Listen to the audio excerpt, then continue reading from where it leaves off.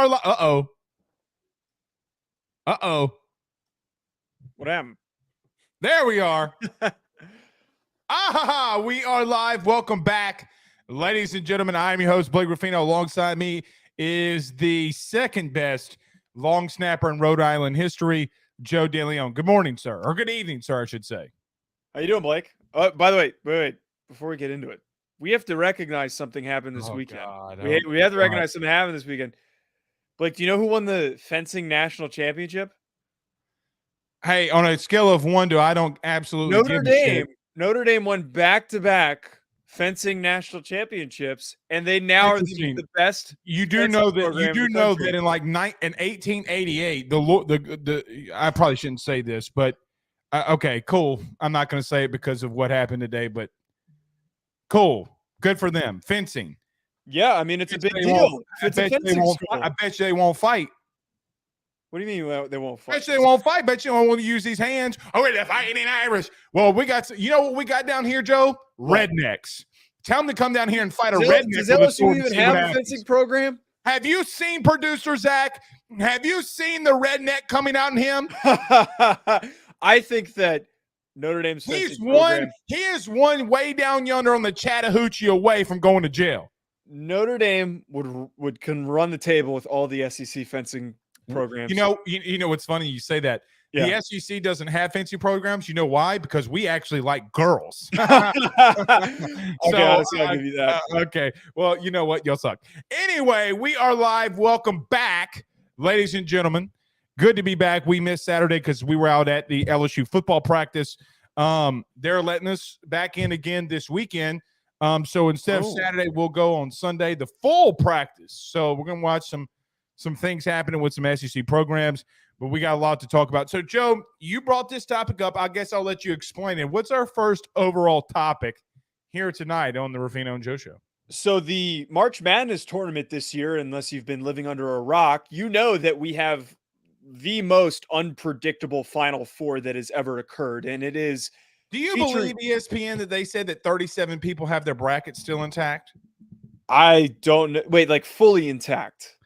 Not fully intact. For Final Four, though. They have the Final Four intact. I don't believe that. I don't believe that. On Dan Patrick this morning, one of the producer's wives was one of those people. And apparently she just picked it based on places that she liked to visit or she lived. So I think that that's the extent of the people who have it accurately predicted.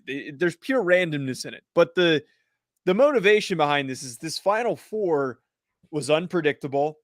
Most of the teams that are in it are not blue bloods. They're not typical teams that are at least in contention. So I thought, let's have some fun today. The Final Four stage is set. Let's try to predict if there were ridiculous teams, unpredictable teams that are not the typical blue bloods in college football, which I know that it takes some time to define what that means, but we're going to pitch 3 teams each that we think maybe there's a possibility to make it to the college football playoff in unexpected fashion. Well, we got to be careful with that because in 2024, we'll have 12 teams. And with that being said, as an example, Tulane would have made it this year along with Washington as well. So we got to be a little careful with that. But I think it's interesting to talk about this because, look, I mean, we had Tulane beat USC. Tulane would have faced the number 1 overall seed, and that being Georgia. Right. And so in 2024, that team in Tulane, who will be the highest ranked at-large bid, will then play an SEC team like Georgia. So you want the playoffs to expand, but you don't want to watch live murder on TV live on ABC at 3. So this is going to be interesting, but we do have 3 teams as well. Joe, so I read this article today about the D2 coach from Ferris State, Coach Tony Annis. Is that right? Sure. I don't follow Division II football, so I'm not totally keyed on. I think you could pronounce it Annis. Yeah. But he was suspended from future playoff games by the NCAA because 2 players smoked cigars in the locker room. So, as I normally do, I will go off tonight on the NCAA because guess what? You suck. Their new commissioner, The new commissioner, who was, by the way, the governor of Massachusetts, is nothing but a straight up bum. All he's been doing is going on TV shows, pitching how I'm going to come in here and regulate NIL, but capitalism is key. What? Joe, we've hired a politician for a sporting event. Oh, it sucks so bad. He sucks. He's such a clown. And, I totally agree with you. We got the did you hear the rebuttal that Charles Barkley had when he did that interview? So he does the interview, and then his response is like, it's horrible when all crooks. Well, it's horrible when Charles Barkley's ripping you a new one. Yes. Like he's the one who's talking on the grounds of morality, and he's correct. Like we have a problem here. Well, we also have a major problem when you're suspending a coach because two guys lit a cigar.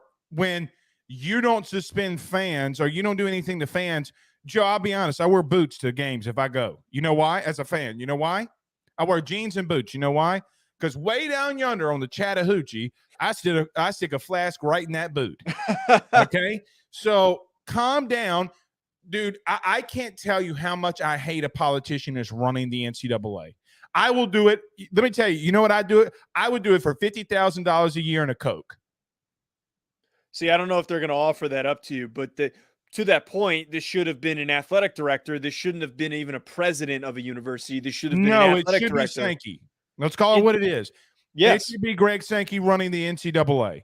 And until such things happen, this Rudy Poo's going to fail, okay? This guy's going to fail, and then we're going to come back and say, what did we do? And I would love to know who appoints this dude. Like, who appoints him? Well, the board, the council, what council? Made up of Condoleezza Rice? If Condoleezza Rice, without Googling, can tell me what a 3-tech does and trips right on the far left hash, okay, then I'm fine. Until then, I want no politicians in sports. Well, hopefully this horrible pick for the current NCAA president, hopefully that leads to a secession of the major college football conferences, and they pick their own commissioner. And they're the ones who handle picking that. And then we don't have to worry about them picking the wrong guy again after this guy fails, as you said. Colin says something interesting here. He said, did you guys hear about the Oregon bill that's being voted on? If it passes, coaches can be suspended for the behavior of fans. I trust Colin's input on this because he has a history of working in politics. Longtime listener of the Hack City channel. I trust his information there. I'd be curious to check that out afterwards. I didn't know that was a thing. I didn't know it was a thing either. We should pull it up in the break and have it for when we talk about the Scar stuff. Hey, Zach, can you pull that up? That's a great thing about having a producer because he's a gangster. He's a full-blooded gangster. Colin, thank you for bringing that to our attention. Yeah. Did you see this map going around? It divided the United States into the regions, and it said who would win this Hunger Game. No. Did you see that? No, I did not. Okay. They have Texas, Oklahoma, and the Southeast. And then other, like the West was split up, and then Midwest and Northeast. Just going to let you know. Okay, just so you understand. The South is winning. Like you listen, thank God the North won the Civil War. Okay, thank you, Jesus. Mm-hmm. However, some of y'all up north and out west got a little soft. Yeah, the North and the West, I don't think would hold a candle in this. They would get knocked out early. I will say there's some crazy people in the Midwest like South Dakota, Wisconsinite, or someone from Montana or Wyoming. So basically what you're saying is college football is a reflection of our country. Absolutely, yes. All right. So I guess that's cool. All right. So we got a lot of topics we need to talk about tonight. Joe, let me say this first, though. Something bad, very bad happened in Nashville today. Listen, I'm a father too, Joe. I'm sure one day that you will have kids. Yeah. And I say this from the bottom of my heart. I can't even fathom. Okay. I can't even fathom what people are going through in Nashville. If you're religious, if you're not religious, if you believe in God, if you don't believe in God, thoughts, prayers, concerns, and we're thinking of the people of Nashville. So, yep.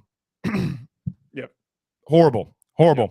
So we're praying for you. All right, let's do this. Everybody do us a favor, though, by hitting the like and share to all of those Facebook groups. You guys on Facebook continue to kill the game for us. If you're listening on YouTube, we're still doing the giveaway. Still need to subscribe, hit the notification bell, and share all of this content. If you're listening to us wherever you listen to podcast, radio, where XM, tune in, wherever you listen to it, rate, review, and subscribe. We appreciate it. Zach, do us a favor. Take us to Bet Online. Who are our 3 Cinderella teams for 2023? I'm going to go first because I'm a winner. Okay. You always go first anyways. No, hold on. That's not true. I gave you the floor to start off the show on everything. I know. Zach, take us to break. BetOnline is the fastest and easiest way for you to wager on all of your favorite sports, contests, events with the first-to-market odds and lines. Find reviews for all the news for each league, including Major League Baseball, NFL, NBA, NHL, combat sports, college sports, esports, and even golf. BetOnline continues to be the top online resource for all of your sports information for live in-game betting, props, and futures. Head on over to BetOnline today and use your mobile device to join and make your first sports bet. Use our promo code BELIEVE50, that's BELIEVE50, BLEAV 50, to receive your 50% off welcome bonus on your first deposit. That's betonline.ag, betonline.ag. We're back. We're not in basketball. Well, I mean, listen, I can't believe I'm sticking up for Texas here. However, it's of my opinion, if you make the Elite Eight, you're a really good basketball team. The simple nature that Texas had to overcome their head coach being fired because he was wrongfully terminated, and then to get to the Elite Eight, I'm cool there. I'm cool there. So we got a lot to talk about. So, Joe, as you mentioned earlier in the show, this Final Four, this March Madness has been crazy, and not just in men's basketball either. Also, in women's basketball, you had Miami upset Indiana. You've had a couple of 1 seeds go down. This is the first time in a long time that 4 number 1 seeds have not been, at least one number 1 seed has not been in, I think, in over 40 years, even before I've been alive. So it's been a really long time. So you came up with a really good idea. Who are some teams that we think that even now, I mean, Joe, we're only a year away from the playoff expanding. So this is more realistic than it is not, because when you go from 4 teams to 12 teams, that's 8 more teams in the playoffs. That's what, 4 more games, right? 4 more games that you will play that we will have that will be somewhat highly competitive or really need to be tuned into. So we are both going to pick 3 teams that we think could be Cinderella teams going into this season, though. I'll start off here. You know where I'm going. Anyone who listens to the show knows where you're going. I'm going with the Washington Huskies. Now, defensively. So let me preface this by starting, okay? And we should make this really well known. This is not going to happen, okay? Like, Joe, I want to make this really clear. Basketball and baseball are completely different than football. On any given Saturday, any given Friday, in college basketball, in baseball, anybody can be beat. Last year, as an example, Ole Miss was the 64 seed into the baseball tournament. They Miami Regional, they go into the Southern Miss Regional, they go into Omaha, and they win it all. Now you have teams like FDU beating the number 1 seed in Virginia. That's cool. That's great. It's what we love about both of those sports. It's not realistic to football. But in my opinion, Washington is one of those teams who is in that top 10 range this season when that playoff expands, and even maybe this year can do it. I'm a Michael Penix Jr. Stan account, okay? I think that I will continue to be. The problem with a team like Washington, though, defensively, they're really Rudy Poo. Okay, we know that Penix starts, but listen to their schedule, okay? Week 1, they have Boise State. Then they go all the way to East Lansing and play Michigan State, which I know that you say that they're down, and I know that they're down. Still, you're going to have to go in the heart of Michigan and beat them. Here's where I think that Washington's in trouble. You got to go to USC, and you got to go to Utah. The reason I put them as my number 1, though, they could easily go into USC and win. You know why, Joe? Why? Because USC doesn't play defense either. That USC just doesn't play defense either. Whoever has the ball last in that game might win. And that's not changing too. The fact that they kept Grinch, none of that's changing. And none of that's changing. The toughest game that I think that they have on their schedule right now is Utah. Now, would they face Oregon in a Pac-12 championship game? I don't think that they're on the same sides, but nevertheless, they're returning the number 2 overall offense in the country, and their quarterback's back. Their running backs are back. They got better on the interior offensive line. They went out and got some receivers. Here's a bigger thing that I love. They went and got Dylan Johnson from Mississippi State. They got Danielle Nada, and they went out and got Jabbar Muhammad from the transfer portal. 3 guys that can come in and play right now, right? And what's the best thing that helps a quarterback? An effective running game. Here's my only thing. I don't trust anybody in the Pac-12. But if I had to take a shot in the dark with a team that's coming back, and Joe, I love quarterbacks. As we go through this, I'm always going to take a better quarterback because I think great quarterback play can enhance you further than what your team it really is. You know, I think about Burrow and that offense in 2019. I think about Mac Jones in 2020. I think about Clemson with Deshaun Watson in some of those years where that defensively they weren't great, but he led them to greatness. I think of Kyler Murray as another example, right? That defense was abysmal. I think of Baker Mayfield and them giving up 42 unanswered points damn near when Georgia played them in that first playoff. I just really think that Washington has a chance if there's anybody come out of the pack, because USC and Utah, I think, are going to cannibalize themselves and they're not going to do anything. And I actually take that a step further. Look at the team that made it to the national championship in TCU. Max Duggan was a Heisman finalist, and I think we can both agree here was problematic at times, was not consistent at all. And I think that he was just above average enough and made plays in spots where his athleticism was able to shine. You need a quarterback who can make plays. That's the simple additive here. Having a quarterback like Michael Penix and a guy who I don't think even got enough love for how good of a player he was last year. Agreed, because he plays on the West Coast, dude. Yeah. He is going to get a lot more recognition this upcoming season. I've seen so many people to try and do the who's the Hendon Hooker this year. It's Michael Penix. Michael Penix is the Hendon Hooker this year. He's got the athleticism. He's also got the reps underneath his belt. He's got the whole transfer coming from a lesser program, stepping into the spot that he has. I love the fact that they've got Michael Penix. I almost said Michael Penis. Michael Penix Jesus. With the momentum that he has. I know I say it deliberately and then I accidentally almost said it. The momentum that he has from last year is significant. But I look at the defensive side of the football. I am a big fan of Braylon Trice.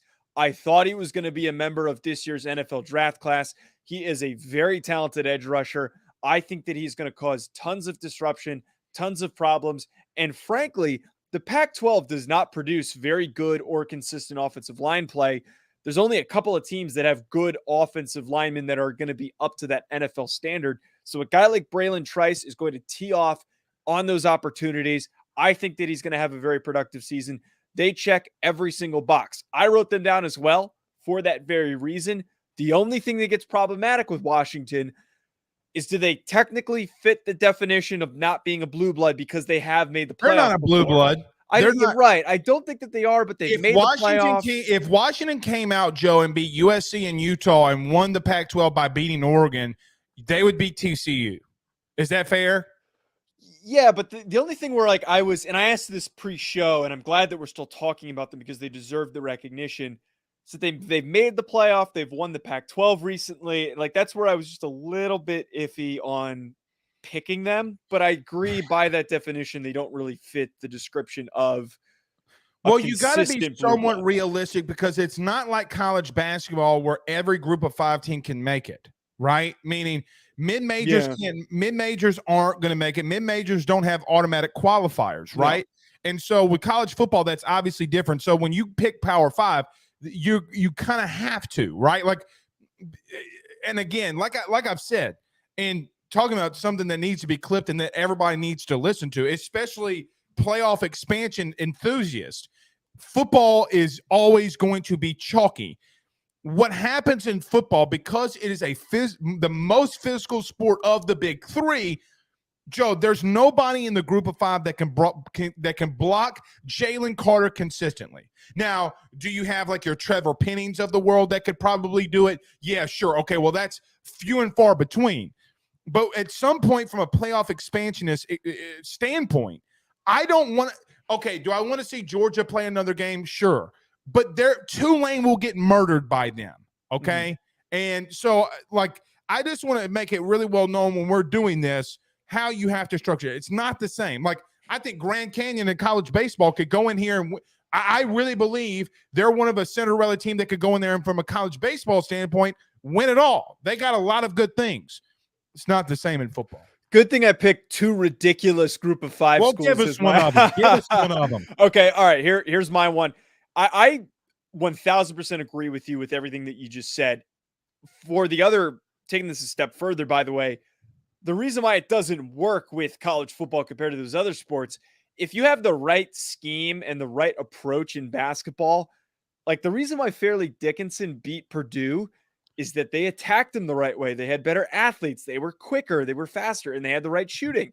They're not going to be able to beat other teams because they lost in the next round that they played. But it was the perfect storm for them to win a game. That's kind of how this works. Same thing for FAU on the run that they're on, Miami, the run that they're on. If you're structured and your roster is built a certain way, you can go on these runs. College football doesn't work like that, man. It's just, if you've got bigger, better athletes, that is going to win those football games. If it's close, scheme can win, coaching can win, but bigger, better athletes like we saw in the national championship game is the reason why that game was such a blowout. However, really interesting. Hey, who did you pick to win the national title game? No comment. No comment. Oh, okay. No comment. It was TCU for everybody that wants to know at home. Yeah. Yeah, it was TCU. But you ever seen the movie? What is it? The Other Guys? Yes, I've seen The Other Guys. A big fan of it. What an idiot. Well, as a self-proclaimed idiot, I said it midway through the game. My one Cinderella pick. Let's have some damn fun here. Give me Tulane as my ridiculous group of five school to possibly be a Cinderella team in 2023. Look, if Cincinnati can make the playoff and go undefeated and run the table with the roster that they had, I think Tulane has the capacity to do it. They need to win out in their in-conference games in the American. And if there's a team that's going to come from a group of five conference, it's going to probably come from the American because it's the best of the worst. I love the fact that, one, they're returning Willie Fritz as their head coach. He didn't leave for greener pastures. That's massive. They didn't lose a massive amount of production. It does hurt them that they lost Tyjae Spears and Dorian Williams, but I love Michael Pratt as a quarterback. He was somebody who was brought up as a big time, if he entered the portal, a highly sought after kid. He may or may not have been tied to a particular university that ended up getting another player that wasn't supposed to be in the portal. Cough, cough, Notre Dame. He was somebody who was on the table to end up there or at other institutions if he decided to enter the portal. This is a kid that's going to get drafted. He's got all the tools, experience. We saw how he played against USC. I think the key takeaway and the main thing here, as all of these, actually not all of these, the only team that's done it is Cincinnati. For them to replicate that, they need a signature win against a Power 5 program that might be vulnerable. Ole Miss week 2. We saw how they played against Troy this past year. Ole Miss is vulnerable? I don't think that they're vulnerable because we're going to talk about them in a second. But if Tulane plays a perfect game in the way that they played against USC and they beat them, what's the argument against them? You know, like it's possible if they go undefeated for that argument to be made. If Cincinnati made it in. Here's the thing, though, to your argument that I'll push back on. Ole Miss isn't bigger than Notre Dame. That Cincinnati went over Notre Dame, which, by the way, Notre Dame would go undefeated outside of that Cincinnati game, right? Yeah, so they would need to rely on Ole Miss having a really good season. Correct. And Ole Miss isn't winning the West. Okay, I'm just going to let you know they're one Walker Howard short away of winning the West. Okay, sorry, as an LSU fan, yes, I took the shot. Look, I joked with you before the show. Michael Pratt has been a really good quarterback. I think he had like 28 touchdowns, 5 interceptions. I know that there were some people in Louisiana that wanted him to possibly make the leap from Tulane to LSU if Jaden Daniels left. Nevertheless, he's back at Tulane. I think he's in a good spot. I've told you this before, and Willie Fritz is my guy. But at some point, I got to be realistic. Tulane's not good enough. Okay, I think that they get beat down by Ole Miss. I'm going to be a little honest because when I watch, as an example, Tulane play USC, and I know that Tulane returns a lot of production. This isn't USC, and I think what we're learning, Joe, as much as you hate it, when a team like Tulane can go into the Pac-12 and win, or go into the Big 12 and win, #Oklahoma. My problem with that is that same exact team can't go into the SEC and win, right? Like, so when you have name one, no, you're right. You could say Appalachian State being Texas A&M. Yeah. I understand that. That's one in a billion games that goes on throughout the year that it just doesn't happen like that. Okay. I don't think Ole Miss is that team, but I love Willie Fritz. Willie Fritz was the coach at Sam Houston when I was at Southeastern and everybody was in the Southland. I hated his guts. He's a great offensive mind. If there is one group of 5 team, I agree with you on this, though. If there is one group of 5 team that can do it, I do like them to do it. Right. Here's my reasoning as I laid it out there, and to further my point. I don't think that they beat Ole Miss, because I'm going to bring them up in a second. It's very foretelling. But I think that they run the table in the American. They had 2 losses last year. I think that they're going to finish with a stronger year than last year, because the American, no one's impressive except maybe UCF. It just comes down to that game. If they pull it out of their ass and they have some crazy game and Ole Miss makes a bunch of mistakes, maybe. But my point is that, like, maybe that's what you need on your resume to be at least on the very close to the brink at, like, ranked at 6th or something along those lines and being undefeated. I think more realistically, it would be like Cincinnati the year prior that they made the playoff, when everyone was like, why aren't they getting in? And it was because, they didn't have any signature wins. Well, and they lost to Notre Dame. The year prior? Yeah, didn't they lose to Notre Dame in 21? I think so. Or 20 or 2020?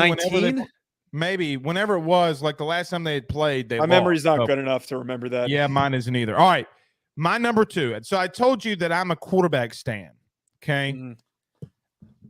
I'm going to delete this episode after I say this so that you don't have evidence to come back and get me. I'm going to pick North Carolina here.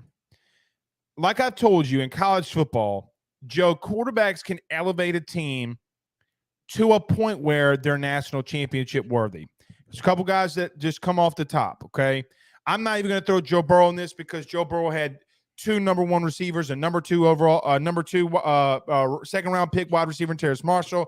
He had a first-round pick in Clyde Edwards-Helaire, and 4 of those 5 offensive linemen were starting in the NFL right now. My thing with that is that I think that Drake May, who everybody knows had 38 touchdowns, I think had like another 7 rushing. He threw for 4,300 yards and some change. He had a productive year. Here's what I like, though, that's not necessarily offensively, and a couple things that I do like. I know a lot of people hate Gene Chizik. I understand it. They promoted him to what some people made fun of as the head coach of defense. However, he did go out and get some guys, okay? He went out and got some defensive pieces in the portal. So I'm not going to bore you with the names, okay? But, Joe, their schedule is ridiculously easy, okay? Who are their non-conference? South Carolina, okay, is their one. That's a good-looking win, too, because it's an SEC team if you beat them. Correct. And I think with Drake May at home, you can beat them, right? Like, South Carolina is very vulnerable to be beat. I fully believe that. Here's another one. They do not go and really face a tough team in the ACC. They don't have Florida State in there until November the 18th, when they got to face Clemson.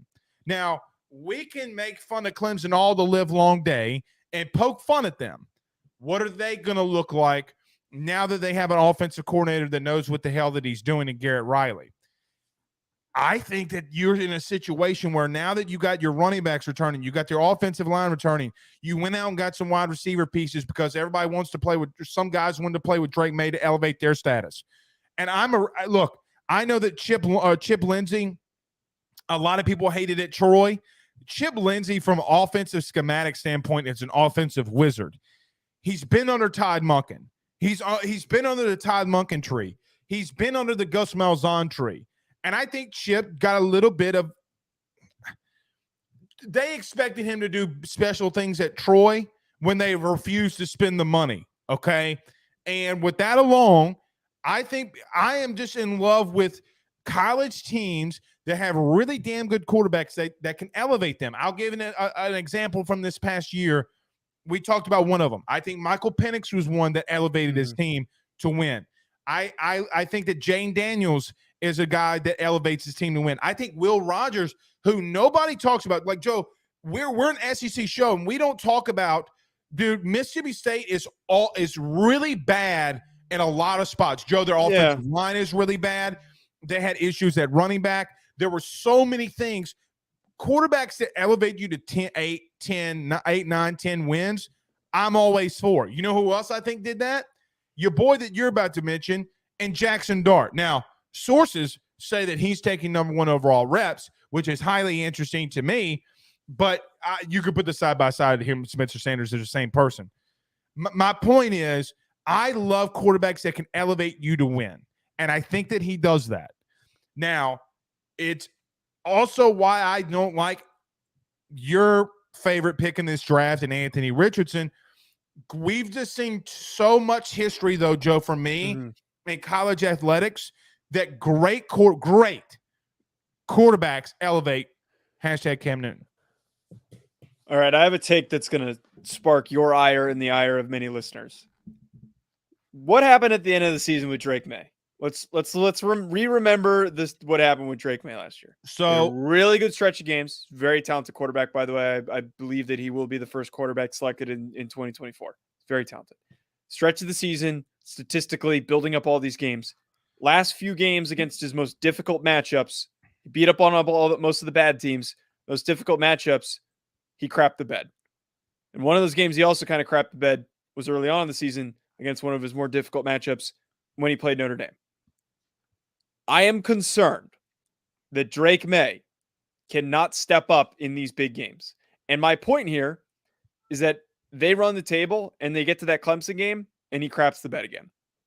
That's where my concern now comes into play. I don't know if he can get the job done. He hasn't shown me proof that he can. And that to me is he needs to get over that hurdle to stepping up to those occasions. Otherwise, that they're not going to sniff the playoff. I'm not getting into an Anthony Richardson debate with you. Okay, so I'm going to give you. There's no need to bring up Anthony Richardson. There's nothing to do with this. Hold on. Okay. I'm not listening to Anthony Richardson talk. I'm not doing it anymore. Okay. I'm past it. We're talking about winning football games. We're not talking about draft projection. But I can make comparisons of guys that have been in his type of situation and poo-pooed the bed against really good teams, have come back to do some really good stuff in the recent future.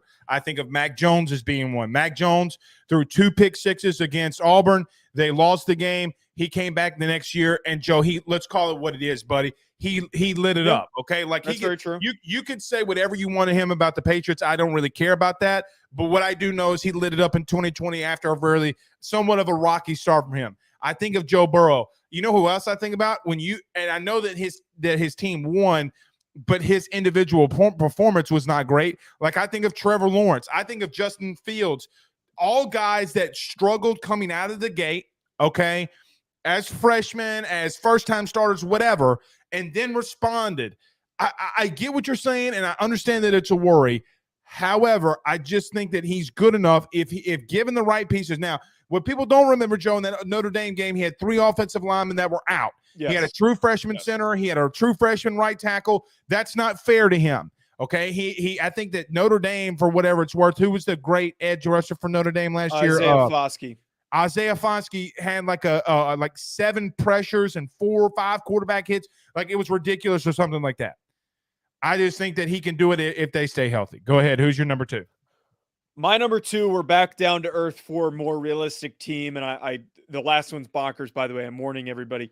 Ole Miss, I think, is the more realistic one. He talked about where they land in the West. God. I just, first of all, 9th in returning production in the country. That is massive. And I also think that Jackson Dart, we've said this on the show, Dart gets way too much crap for how quality of a quarterback he is. He is not going to be a top 15 quarterback. He's just not. But he is steady. He is consistent. I don't think he's a guy that makes a lot of head-scratching errors that hold your team back. That's what you need to win football games, especially when you have one of the best running backs in the country and one of the most well-schemed rushing attacks by Lane Kiffin. Quinshon Judkins is a star. He is a fantastic player, and that scheme fits him perfectly, and his production is only going to get better this upcoming season. Another fold to this as well. Jared Ivey on defense is a name that has not been acknowledged enough in my eyes. He is a very dynamic edge rusher, and he's going to be a productive player this upcoming season. They've got some other key athletes and dudes on that defense that did really well last year that have not been brought up in these discussions, including Ivy. Also, on top of that, they added Chris Marshall, a wide receiver from Texas A&M, and then Joshua Harris on the defensive line from NC State. I think you put all that together. This team is rallying around Lane. He got his extension. Everyone's happy that he's back. I'm not, like, this isn't me being unrealistic here. I think it's possible. Yes, it is. Come on, it's doable. It's doable. There's no team in the SEC that's going to come out of left field. Let me ask you this: a 2-loss Ole Miss team, and there's other.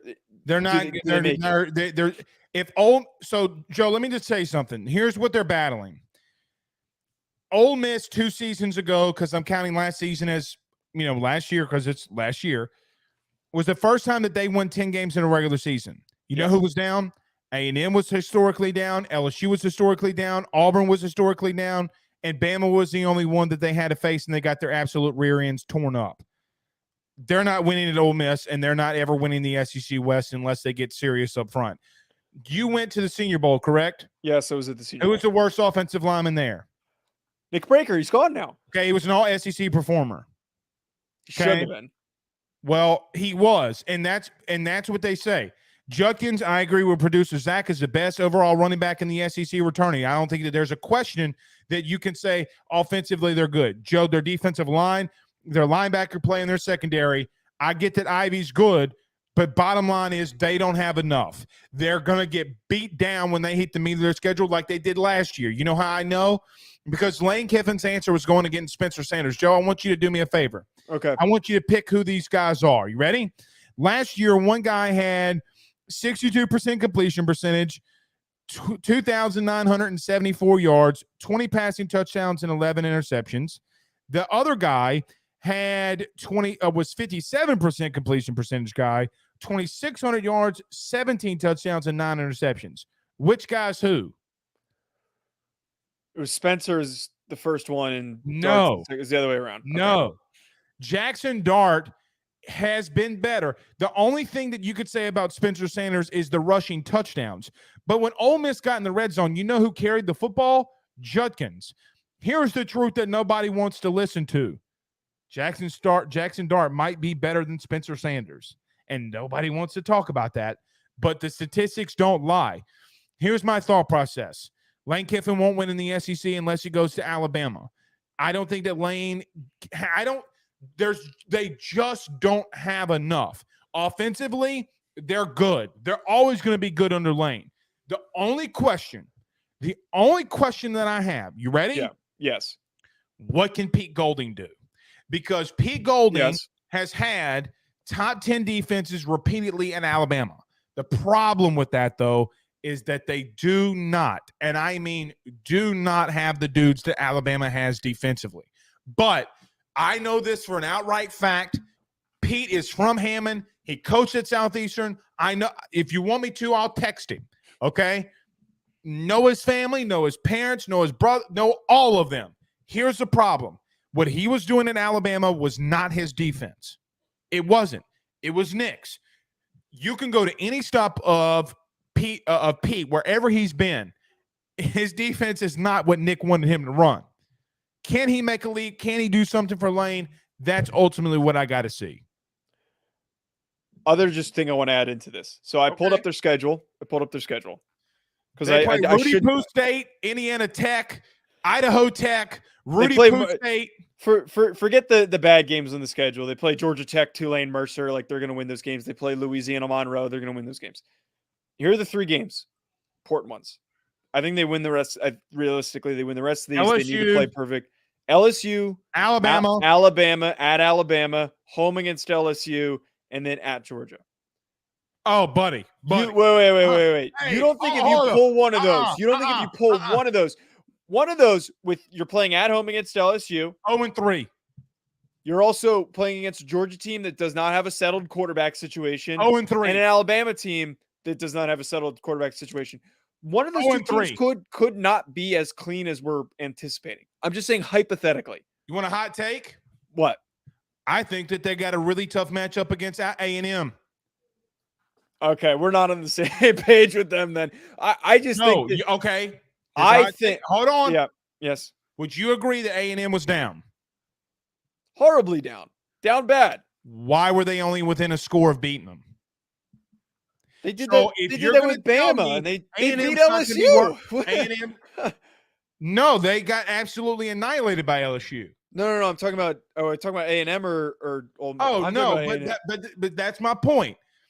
A&M kept it close with Alabama. A&M kept it close with Ole Miss. They have the talent. It's just they were poorly coached. I think that this whole. So I got a little sourcing. You ready? Okay.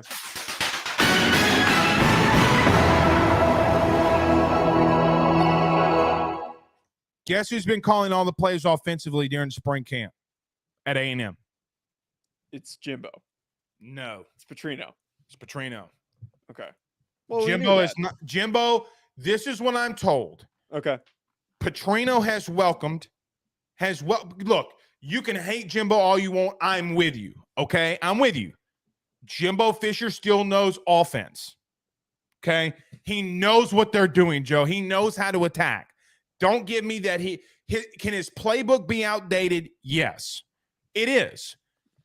Does he know what he's seen on film and how to attack it to help Bobby Petrino? Also quadruple yes. I think if they can figure it out, and I had a video sent to me of practice, Jimbo's not calling plays, okay? Bobby's walking over to him. They kind of have a couple of words, and they say, hey, coach, what do you want to see? This is what Bobby asked Jimbo. What do you want to see here? And then Bobby starts running it. So Jimbo, who is the head coach, gets to see what he wants to see. Okay? I'm just telling you, everybody's shitting on them. Sorry for the curse. But everybody, you might need to go on the show and bleep that. Everybody's poo-pooing on them. Okay? They have enough talent to beat Ole Miss. I'm telling you they do. If they have enough talent to lose by 4 against Alabama, and they can beat the SEC West champ outright, they sure as hell can beat Ole Miss. I think they're capable of being a lot better than last year. They're going to do it, but I hold Ole Miss in it. I think they're not going 5-7. They're not going 5-7. Yeah, they're gonna go better than that. But I think that Ole Miss, off of what I've laid out there, it's going to be a good program next year. Who's the third team that you have? I hate this one. Baylor. Why did you pick it if you hate it? I didn't know. I folded. I got scared. I didn't know what to do. The only reason is, and here I have nothing to back this up on. I don't have film. I don't have players. I have nothing. You know what I do have? I do have Dave Aranda. And I think that Dave Aranda is a good enough coach to when stuff got bad. I think that they are going to be better than they were last year. Now, we just saw in the Big 12 a team run the table. And if we're talking about Cinderellas, if TCU can do it with a really good coach in Sonny Dykes, what makes me believe that Dave Aranda can't do it? I'm just going to throw them out there. I don't have conviction behind the pick. I really don't. The only reason I'm picking it is because I know that Dave spends night and day and is meticulous in everything that he does. His schedule is figured out from 5 a.m. in the morning until 10 p.m., and he is like a damn robot and following it. I have nothing. I think that they got good play callers. I think they got really good coaching. I think that they were really young last year, which those guys are coming back. It's just where I'm at, man. They have a true freshman right tackle who I got a text from an SEC coach that says if this kid would have hit the portal, he would be a starter at 13 of the 14 SEC teams. Like, he's got some pieces.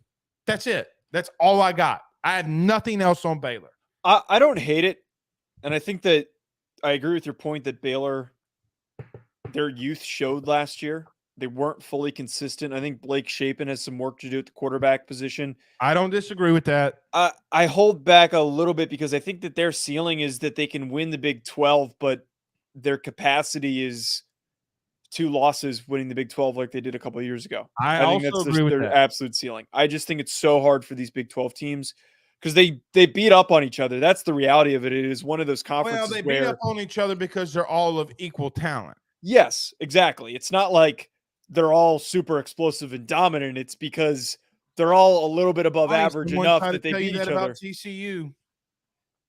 Don't bring this back to that's in the past, Blake. That's in the past. I'll give my last one before we get to Cigar Gate. Okay. This one's bonkers. This one's so unbelievably stupid. I went with Troy. Now that they have really good returning production, they're returning their top running back who had 1,100 rushing yards this past year, 10 touchdowns, Kamani Vidal. Their defense has some dudes on it. 2 guys that had very big production on the defensive line in TJ Jackson and Richard Gibenor. I think that's how you pronounce it. I'm probably completely wrong there. This only comes off of the fact that they're going to win the Sun Belt. We saw what they did against Ole Miss. They put up a fight. Their key big game is against Kansas State. They can beat Kansas State. They didn't really lose that much. This was an experienced but younger team in the Sun Belt, and they finished with 2 losses. They can go undefeated next year, Blake. They're not going to make the playoff, but they're going to go undefeated next year. I believe that they will do. They will do that.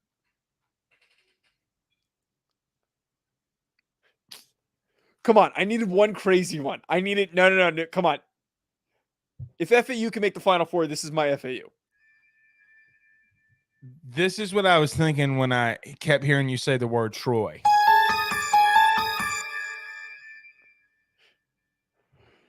I'm glad that I sparked that. In no form or fashion. Yeah. No form or fashion is Troy making any kind of playoff. They're not going undefeated. And the team that I was going to, but here's what I'm going to tell you. Here's why. Here comes the Fighting Dilfers. You think UAB? No, come on, not in the first year. Not in the first year.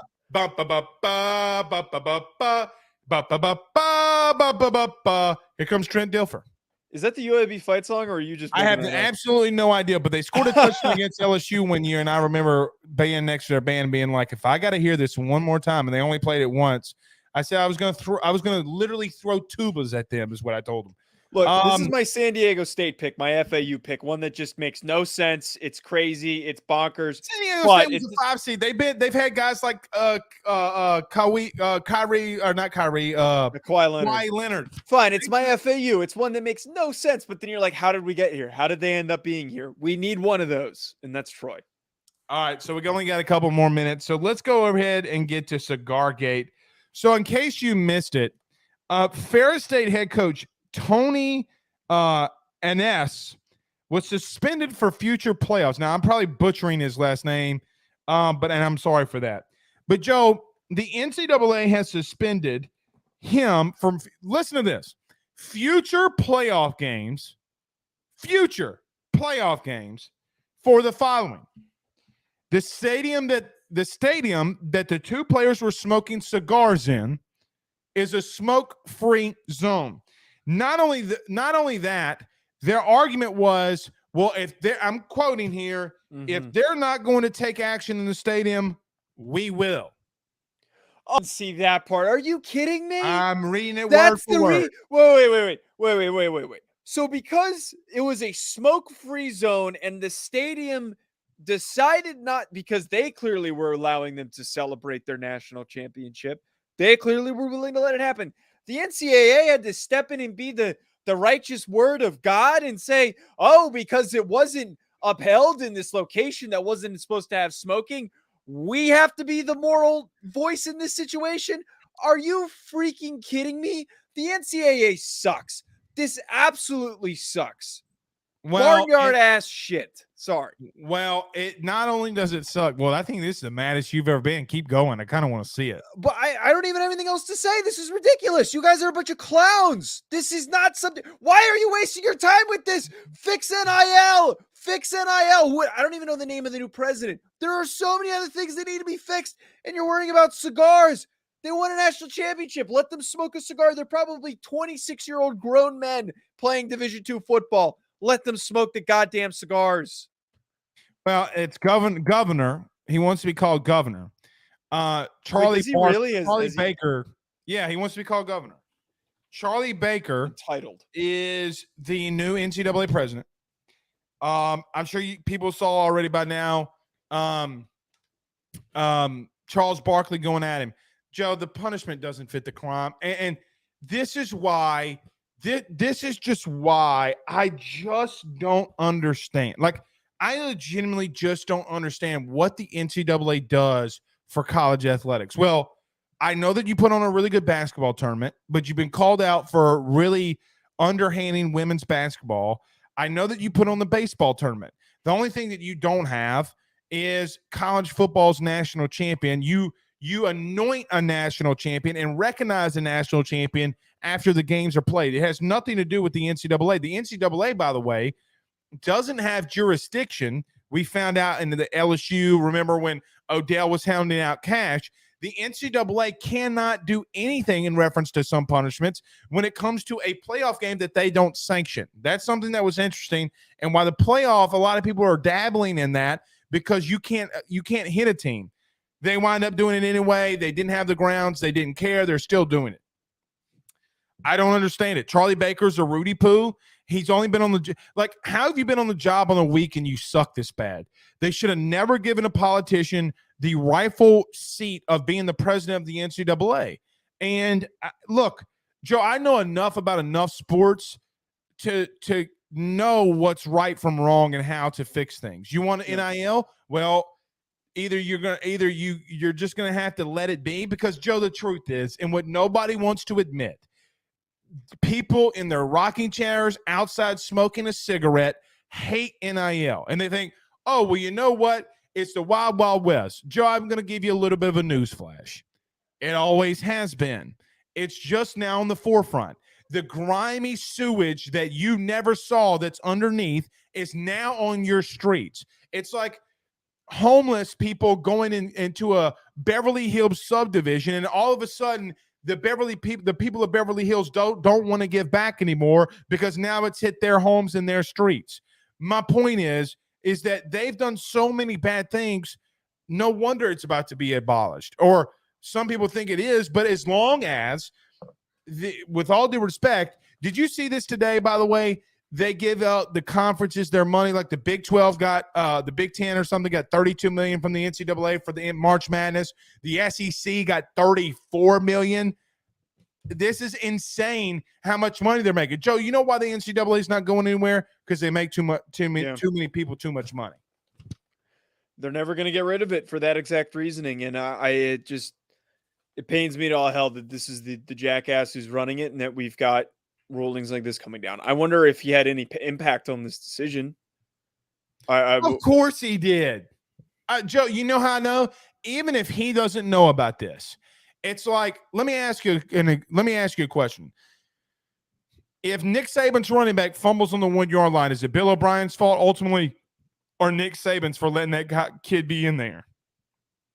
Because the head coach, whether or not, is over everything. Right. It's over everything. If producer Zach goes out and does something stupid, he is a representation of AYS, either if I know it or not, or Ruffino or Joe Show or Believe, whoever it is. So regardless, regardless, okay, this dude's a Rudy Poo, and shame on him and shame on you. Your breath stinks. You need Tic Tacs. You have horrible hair. Your earlobes are too long. I mean, this is all a good example of how this is already getting off the tracks. That's hopefully he's not there long. That's all I can say. I'm hoping that he's not there long because that's a great comment. Big Cajones Kelly says, I'm outside on my front porch smoking a cigarette, and I do like NIL. I feel attacked. Well, I'm not talking about them. I said people that don't like NIL. Yeah. So, producer Zach had a couple of teams. He says, here's mine. Wisconsin, who we talked about. Texas, who we've talked about. It doesn't count. Texas doesn't count because they're supposed to be a blue blood. They're a fake blue blood. And I would argue Penn State's also kind of a fake blue blood too. It's like picking Notre Dame, you know? Can I just tell you something? Yeah. I hate the word blue bloods. I think I'm coming to a point where I might annex it from my shows. Really? Yeah, why wouldn't I? Joe, blue blood means nothing when you're getting your rear end kicked. Okay, blue bloods got beat by Tulane. Yeah, you're right. You're right. Blue bloods got beat by Texas Tech. So are you saying that we can't use the word blue blood, or we just can't have a descriptive category for programs that are what's a blue blood?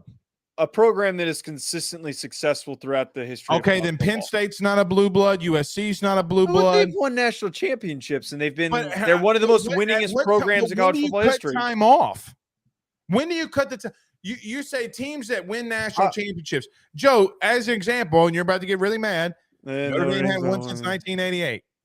But the grand total of their national championships, and they're also one of the winningest but Penn State's one of the winningest programs. Texas is one of the winningest programs. Those teams from before the BCS to the playoff, any team before the BCS and playoff, it's a fake natty. It's a fake natty. No comment on that. No comment on that. But my point is that if you are in the winningest category of programs, you have consistently won your conference championships in a Power 5 conference. If you have nationally recognized fan bases, I think that is a descriptor for a blue blood. And it's a great debate. Like, you and I could sit here and do, is this team a blue blood? Is that team a blue blood, for a whole show? Probably.